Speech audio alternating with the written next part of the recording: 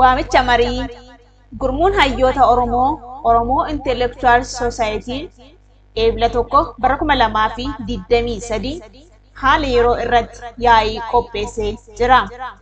Mariin kun haala yeroo ammaa Oromoo fi Oromummaa balleessuuf deemaa jiru irratti fuulleffata.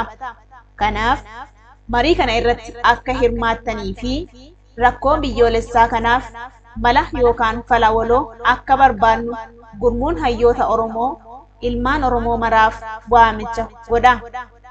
Toora qunnamtii Zoom linkii itti aanuun akka hirmaattan kabajaan isin affeerra.